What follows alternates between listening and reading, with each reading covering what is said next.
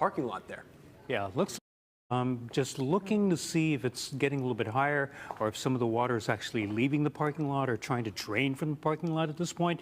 But you can see most of the parking lot at Coconut Island and Hilo Bay basically got inundated by ocean. Yep. So that's a sign that we have had some tsunami waves that have been moving through. They're not big, but once again, that's a good thing. Yeah. You know, this is one of those times where not having the worst case scenario is definitely something to celebrate. But again, we're not completely done with this event yet because as we've been emphasizing over and over, this is not one wave, this is a series of, you know, an update. And we've also got an update now from Chip McCreary, the head of the Pacific Tsunami Warning Center. Let's go there now. The Big Island now, and we actually got our largest reading so far at 4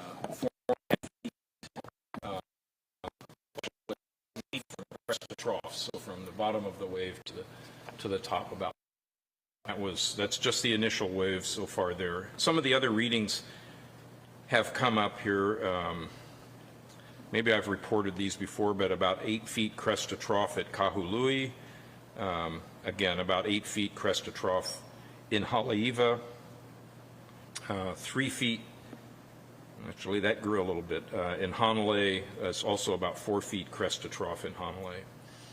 So again, the oscillations are continuing, and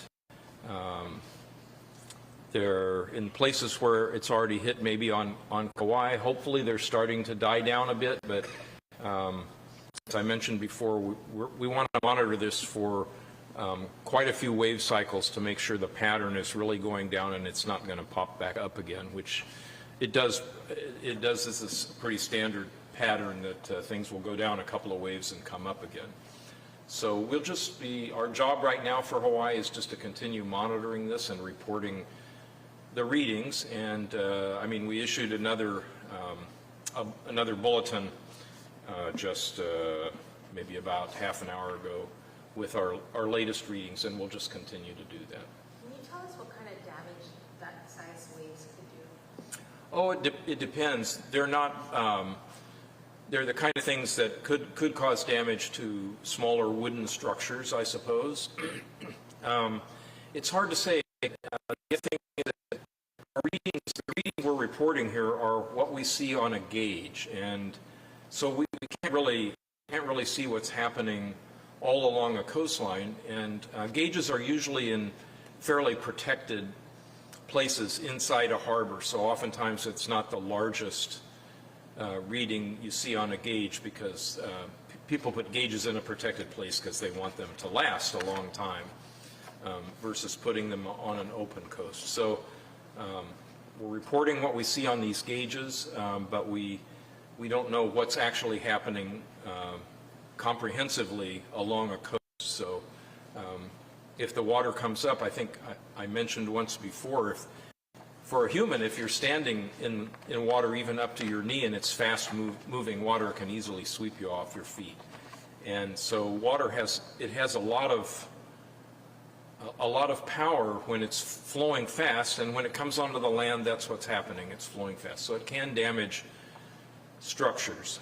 But so far we haven't seen anything too big, but still a little bit early. So we're not out of the woods yet. We're not out of the woods yet.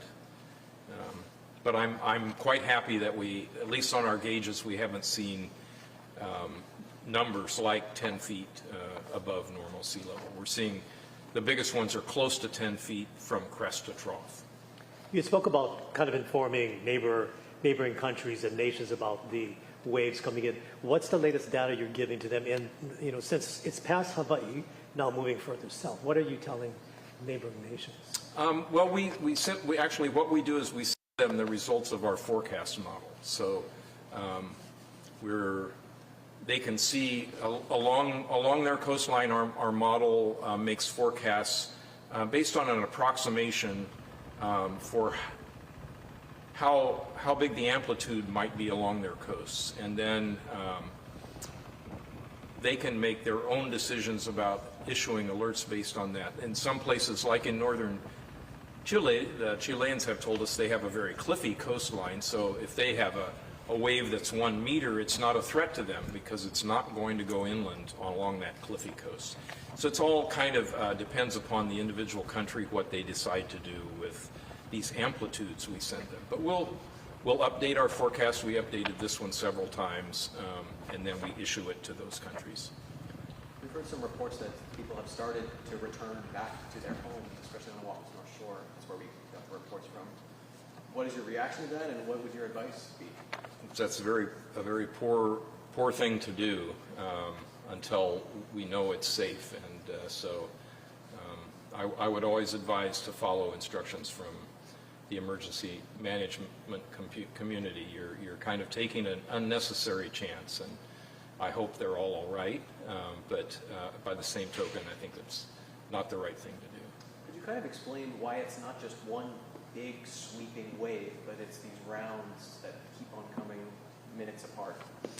Well, even if you have seen films of the 2011 tsunami in Japan, you can see that sometimes when the wave comes in, it's very subtle. It just looks like a little bit of a surge of the sea. It just starts coming in a little bit and rising slowly, but it doesn't stop. It keeps rising and rising and rising, and the current gets faster and faster. And there's videos of a town that's wiped out in 15 minutes from something that didn't come in like a wall of water. It just came in like a slowly rising tide. Well, not as slow as the tides. It's a rising tide that will come to its peak in 10 minutes or 15 minutes. And why it does that really depends upon the shape of the coastline and the offshore bathymetry. So if it's a gently sloping offshore bathymetries, then the sea is just going to rise slowly. But if it's something that gets focused, or sometimes if there's a sharper slope, then the wave can rise up and form this rolling white water like you see in a breaking surf wave. So it wouldn't be an anomaly that something big could happen at this point that could change the course of what you're watching? I'm hopeful not. I think we still haven't seen what's going to happen on the Big Island because we haven't seen enough cycles, but we've seen quite a few cycles on Kauai, and there haven't been any surprises. It did grow after the first waves, but it hasn't grown. It hasn't grown very quickly after that. So I'm hopeful. In most places, maybe we've seen the worst of it. Does the water line return to normal in between each wave, or does it come all the way in and go all the way back out? How does that work?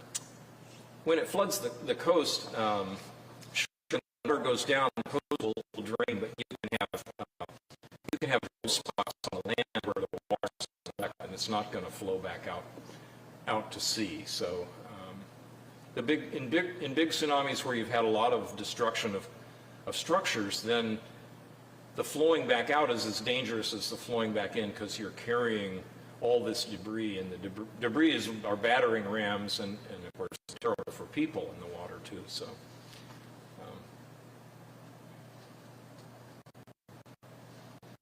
Okay, well, this time I think we'll probably wait another hour to come back down, so we have maybe a more comprehensive look at what has happened and maybe some outlook on where we're going. So if you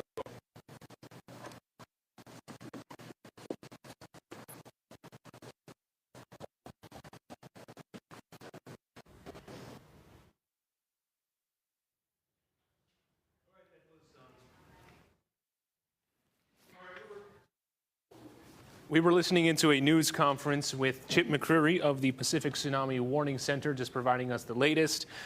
He mentioned wealth of information right there on kind of the statistics and the new data models that are coming in. Chief Meteorologist Jennifer Robbins can break that down for us on kind of what we're seeing in terms of the forecast. Thank you so much, Mark. Well, so far, so good with the initial cycles, is what Chip was talking about. And we're crossing our fingers it continues to behave this way as what we've seen with these initial readings. So those first initial waves came in at 7 o'clock, but then grew larger and larger by 8 o'clock, and hopefully will be on the downward trend into the next several hours. But Chip was talking about it's too early to say if we'll have another spike in energy, so we're not in the clear yet. But what we're seeing is unpredictable, strong currents accompanying all of this, as we did see the initial waves come into the picture during that 7 o'clock and 8 o'clock hour. Here are some of the initial readings reaching the islands. So Haleiwa, one of the largest there at 4 feet. Also on Maui, you can see this is an amplitude per 12 seconds in Haleiwa. There's lots of movement over the waters. In Honolulu, it was about 3 feet in amplitude per 20 minutes. So when you look at that timestamp there, when we're talking about per 12 minutes or per 20 minutes, that is wave after wave. We're talking about the first cycle, and then you'll see that energy coming in a period of time for one wave to the next. And also, amplitude is a measurement here relative to normal sea levels. So these are the numbers that we're seeing that are relative to normal sea level. And we are seeing it hopefully on a downward trend, but it's too early to say. As you can see, the magnitude, the depth, the wave direction plays a big role of how all of this unfolds. And as the waves get closer and closer to the island and how it interacts with the island chain and also with our seafloor as well. And you could see back in history in 1960, a 9.5 magnitude hurricane or a 9.5 magnitude earthquake, very devastating situation. It arrived 15 hours up to 35 feet during that time period. And that was one of the strongest and one of the most devastating in history that we have on record, with that 9.5 magnitude earthquake that happened in Chile.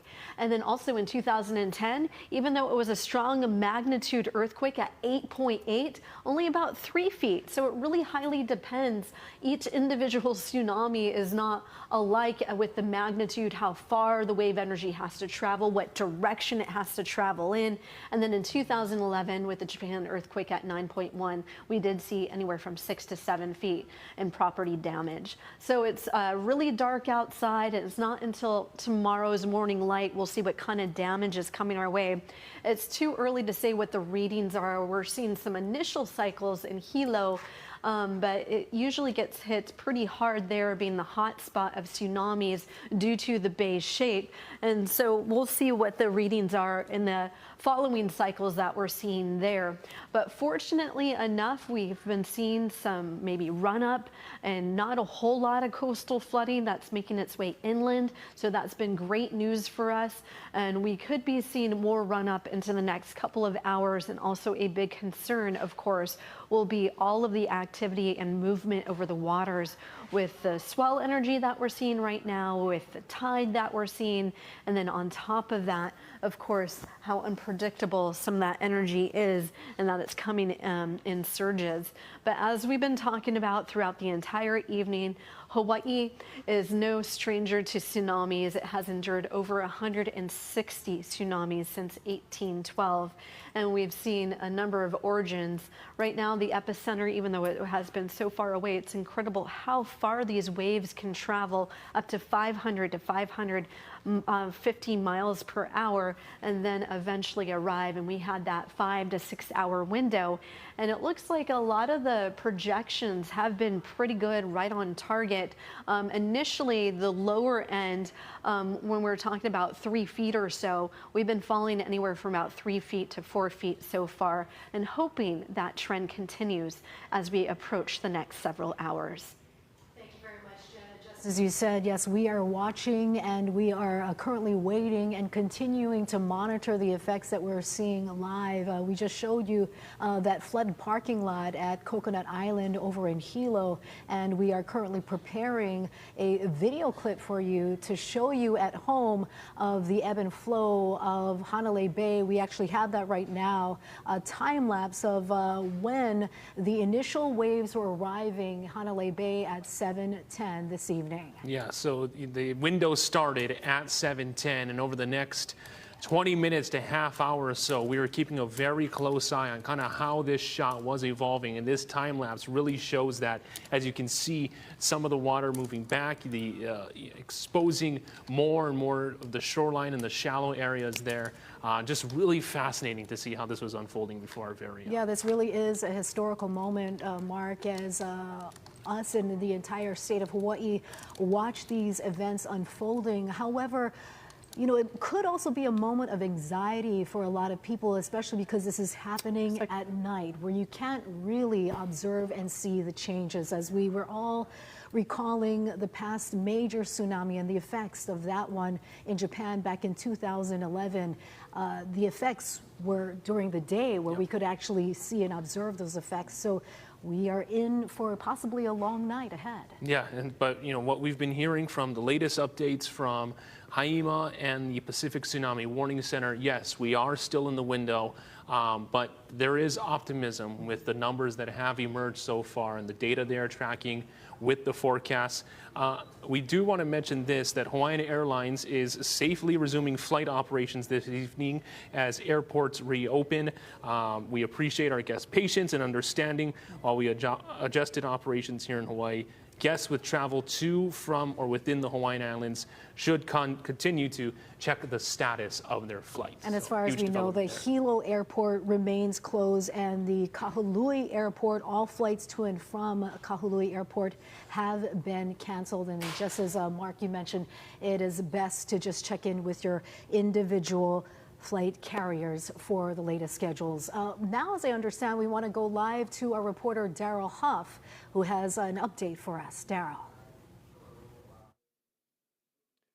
Hey, Steph and Mark. So we're at the Joint Information Center, which is part of the Department of Defense. We're here in Diamond Head Crater, where the governor's been holding his basically hourly press conferences. Well, the governor has left the building. I think that's a big sign of confidence, although what they're saying here is, please, if you're outside of the inundation zone because you have evacuated, stay outside of it for now. We're waiting for an all clear signal.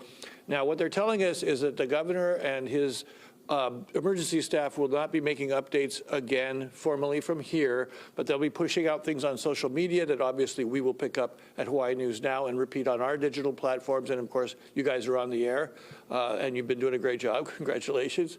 But for now, there's a lot of confidence here that they won't have to have another update about danger to the community. But there is energy in the water, and it's very tricky out there. So what they're going to do is send out updates on social media, probably about now, and then another hour. When there is an all clear, the Adjutant General will come out and announce it. And that will be on X, on their social media. And of course, we'll pick that up and turn it around, probably live for you here on Hawaii News Now. So for now, the governor has left the building. There seems to be a lot of confidence that we have gotten through this crisis safely. And now I'll send it back to you folks on the set. Daryl, thank you very much. That is a significant development there. But of course, we are still on standby for the all clear. And as far as we've been told, that could even come tomorrow. Come tomorrow. We've heard a range of estimates, right? You've heard an all clear being whispered potentially within the next couple hours or so.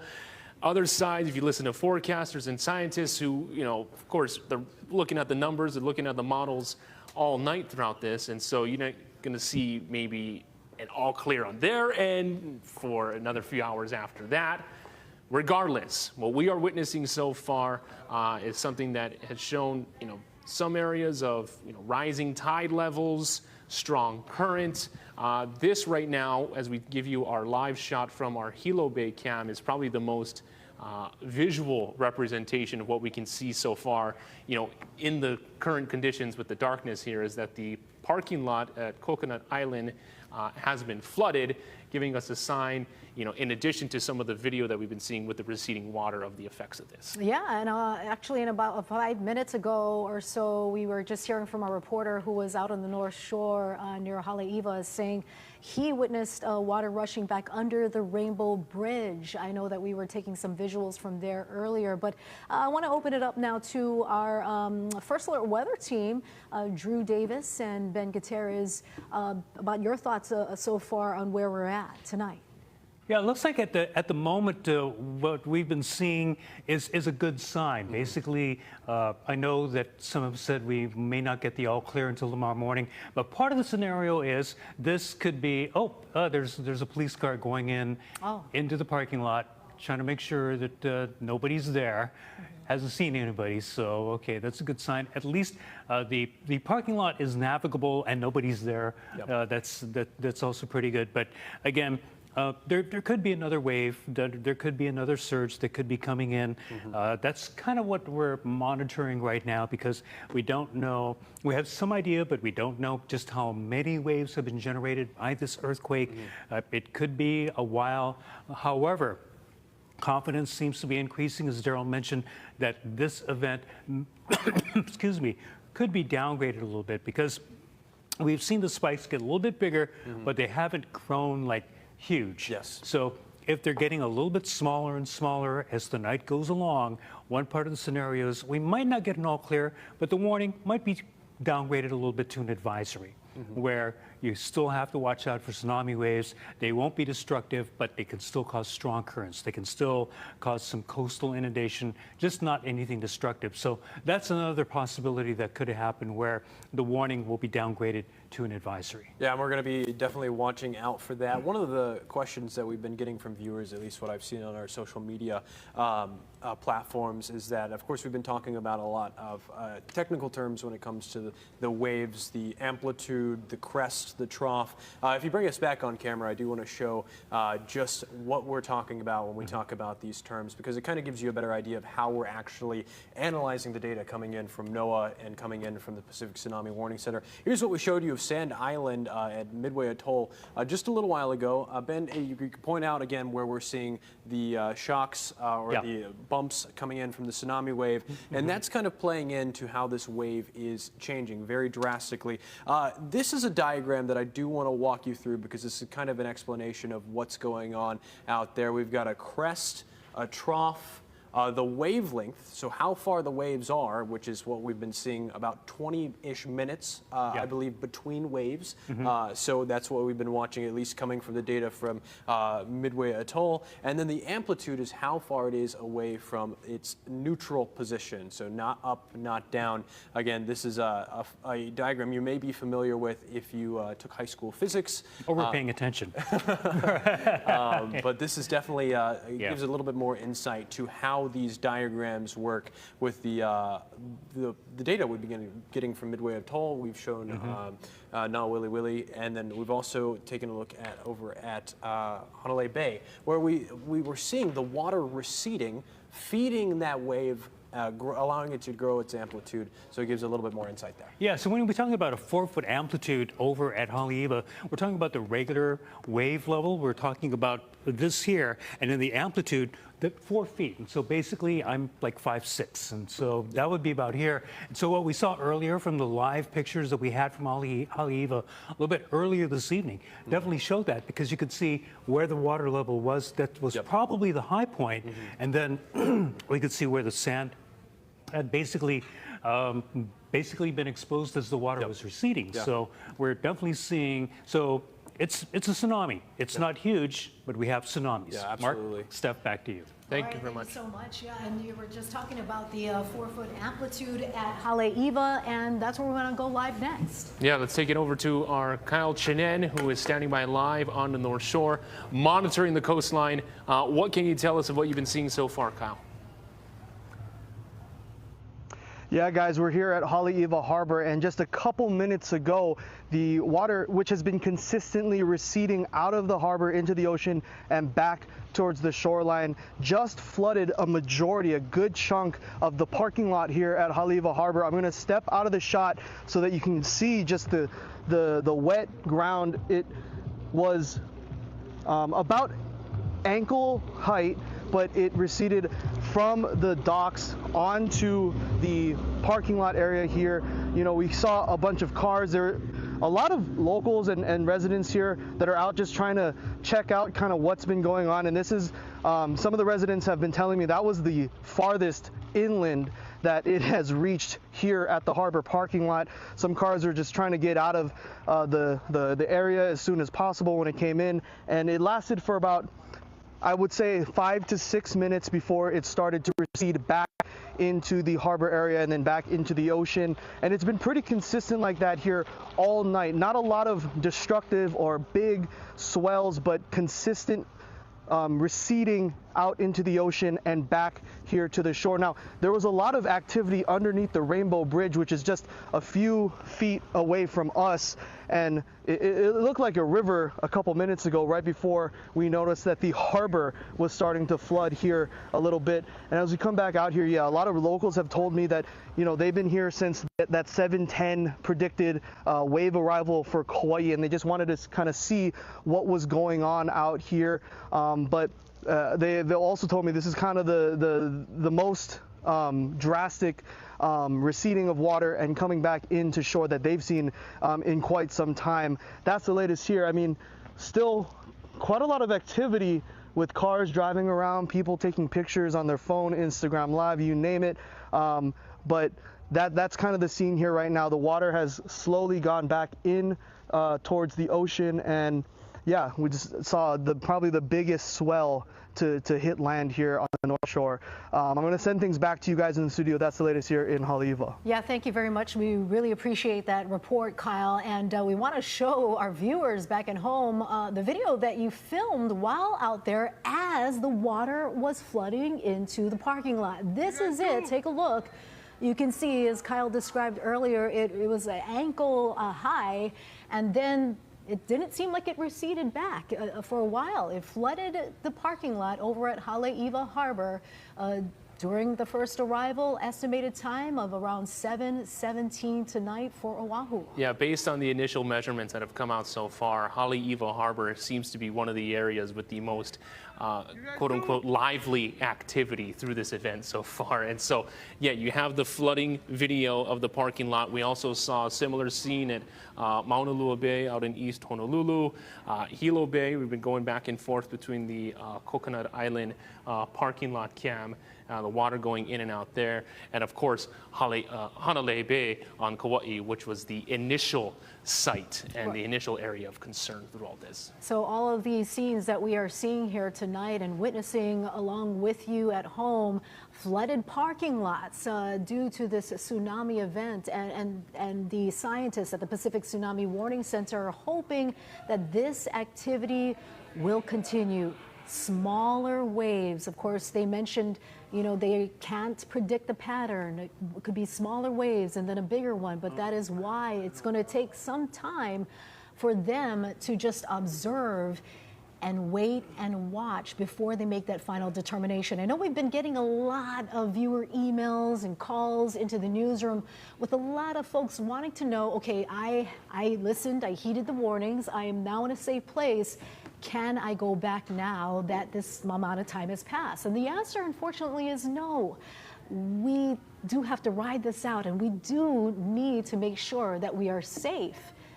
Definitely safe from the officials at the Pacific Tsunami Warning Center. We need to wait for the official all clear before you head back. Yeah, there seems to be high confidence in what we've been seeing so far, and, you know, a trend toward positivity in terms of, okay, you know, from what we've seen from the initial spikes that have unfolded, okay, it's looking like we're in a good spot. This is a normal pattern, nothing out of the ordinary. But of course, the all clear has not been given, so it's not advisable to return to the low-lying areas just in case you have the risk of coastal flooding. That risk is always there. Ben Gutierrez and Drew Davis, you're always keeping track of the monitors here. Yeah, definitely. Folks, why do you think we saw more of a severe flooding event on the Haleiwa side versus on the East Oahu side? Well, part of it is, yeah, there's a little bit of, you know, it's facing there, but at the same time, remember just the way that Haleiwa Harbor is built. You've got a seawall there. You've got water that's going to be rushing through a a very thin area. And so there's the possibility that more of that energy is going to start moving in through a very small area. Also, again, bathymetry, basically what's going on beneath the harbor. And so you've got, some deep areas over there so that boats can come in and out. But at the same time, those can cause currents that also could push some of that energy, the tsunami energy, farther up into the parking lot. And as Kyle was saying, it was only ankle deep, but unlike, again, the surf waves, they didn't come in and then recede. They stayed. Basically, the water level stayed at ankle deep for several minutes. So that means that you had that tsunami energy, which had been raised by the bottom of the ocean, being spread out as well. And so that is, you can look at that and maybe you can say it's not much. But remember, that came from thousands of miles away more than 6 hours ago. Yeah. That this is something that came from a long ways away, and it's here. This is what was caused by an earthquake off the Russian coast, and so it could have been worse. I mean, we're not completely out of the woods yet, but again, we are, seeing that tsunami energy, and just be glad that it hasn't been worse. And so for people who may be like armchair quarterbacks later on to say, well, it wasn't that big. Well, we don't really know until it actually gets here. And so it's better to err on the side of caution, because what if it had been a lot bigger, like we saw in 2011? I mean, that wasn't huge either, but it did cause a lot of damage. At least at this point, we can knock on wood. We can be thankful that it wasn't anything destructive, but just know that a tsunami has been moving through the islands. Yeah, that's a very fair point, Ben. I want to make the note here that, again, the tsunami forecasting is much like meteorology. It's a very young science, only within the addition of weather models, ocean models, within the last 30 years, really, with the addition of high-tech computers that can really simulate the ocean to a degree that's actually usable for forecasting purposes. It's a very young science. It's it's not as clear-cut as something that, like, there's going to be, you can't pinpoint exactly the amount of damage. That's why throughout all of this afternoon we've been saying it's very hard to predict the actual size of the waves, much like the weather models that simulate the atmosphere that we use every day here on the First Alert Weather Center. These models at the Pacific Tsunami Warning Center, they're simulating the ocean, and they don't have as much observation data, and that plays into the models having less accuracy, more biases that they have to figure out whenever they're forecasting for this information. So it is good that we're seeing more confidence that this is not expecting to be as big of an event as potentially, because we did see over in Japan, where we were seeing those tsunami waves crashing in near the shoreline. And again, I'm sure we will see other videos of damage throughout the next few days coming out of Russia and Japan, and potentially even the Aleutian Islands. So again, this is a new science. It's the idea of simulating the entire ocean when we don't even know the exact idea of the tectonic plates, like how much mass moved there. And we were saying earlier today that movement is an incredible amount of energy just released into the ocean. It's very hard to simulate that with very little observation data at the bottom of the ocean. Yeah, at this point, according to reports that we're getting from around the world and from the Associated Press, there have been tsunami waves in Japan. They are reporting, obviously, tsunami waves in Hawaii and elsewhere across the Pacific. The good news right now is around the Pacific, no substantial damage has been reported. There were some ports on the Kamchatka Peninsula in Russia that were close to the epicenter of this 8.8 magnitude earthquake that were flooded. And then we saw some video earlier of big white waves that were coming in over parts of Hokkaido and portions of northern Japan. So at least, the thing that I want to emphasize is that it was a tsunami. The good news is that it was not destructive. It has, been, it's there, and we still have to be careful about strong currents, unusual currents. Parking lots getting flooded like Coconut Island and Haleiwa, and people should note that this is not behaving like a surf wave. We've seen the waves during the eddy, and people, the wave comes in and immediately goes out. and maybe sweep some people out.